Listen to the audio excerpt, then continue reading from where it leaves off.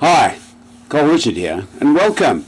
And today I will give you 3 tips on how to lead your child to better behaviors and habits. Why do I give you this topic? I'm a tennis coach. I have got 30 years of teaching tennis experience, and I also taught school for 8 years, and I'm also a proud parent of my daughter who's first year college right now at Penn State, and my son who's a 13-year-old basketball, baseball, computer games player slash whatever. So got a little bit of experience in these areas, and I have some things that really have helped me, especially on the court, and some things I'm trying at home too. So with various different degrees of success. I'm not perfect, but I'm just gonna give you some hints and little hacks which have been very helpful for me. First of all, you will need in this little instructional piece that I'm trying to give you a little piece of paper, or you can note it down in your head, but a piece of paper and a pen or pencil just to write down a few things. What we're trying to do now is we're going to make a list of 3 habits or behaviors that you think would be important for your son or daughter. I'm going to use in this whole video, I'm going to use my son as an example because I want to impart some things to him.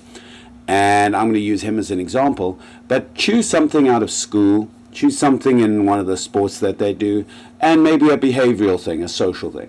Why do each of the 3 things? Because sport involves all of them, to some degree, but it's good to get a little bit of from everything. If you just focus too much on sport, I like to think of it the whole person and help them.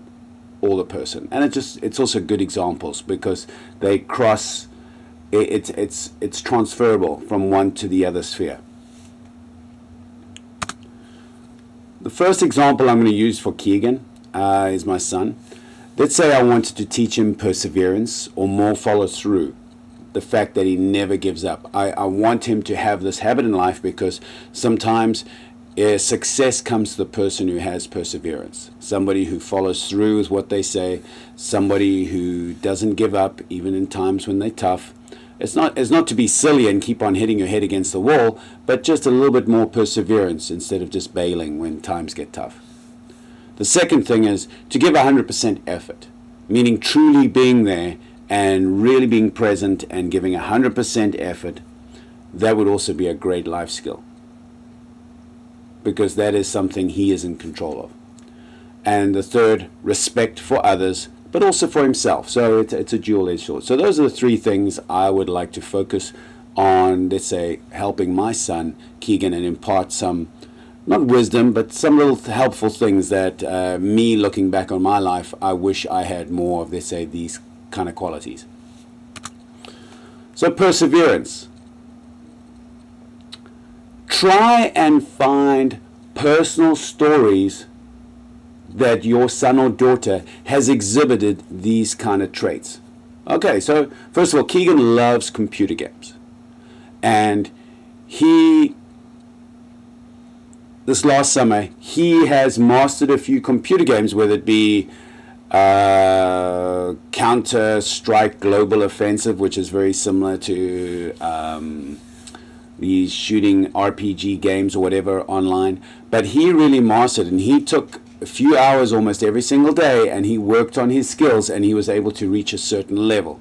Now that showed perseverance, and a lot of times he tried to get to a certain thing and he got knocked down, and he tried and he tried and he tried, and in a period of a few months, with a lot of hours, unfortunately or fortunately, however you want to look at it as a parent, he actually persevered and he got good at what he was practicing. Now, that being said, I'm not a big fan of computer games, but he exhibited perseverance. And going forward in the future, maybe computers are going to be more involved in his life anyway.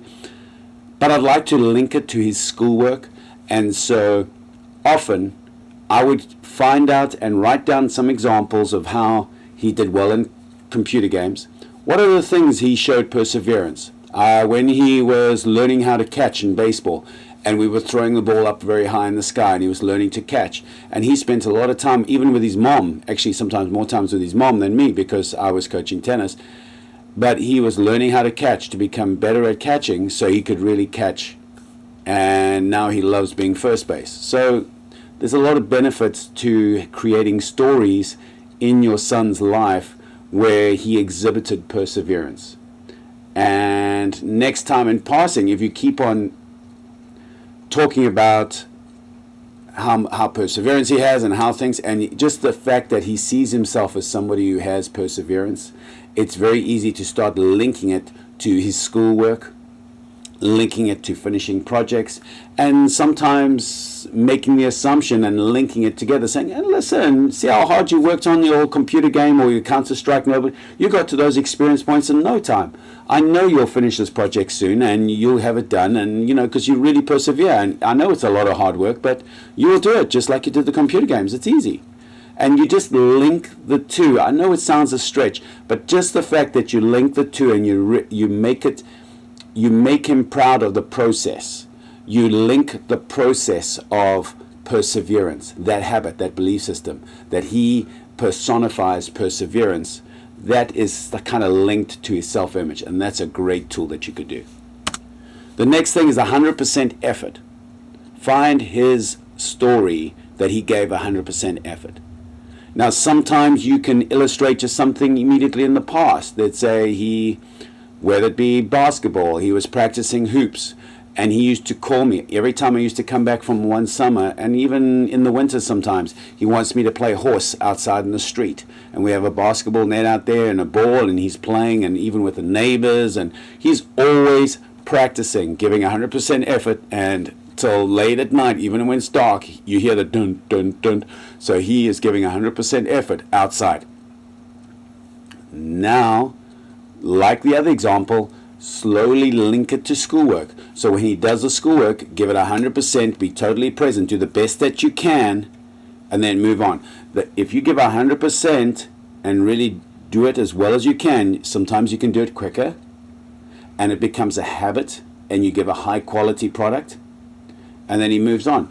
Don't just do it to just get it done. Try and actually give 100% effort, do the best that you can.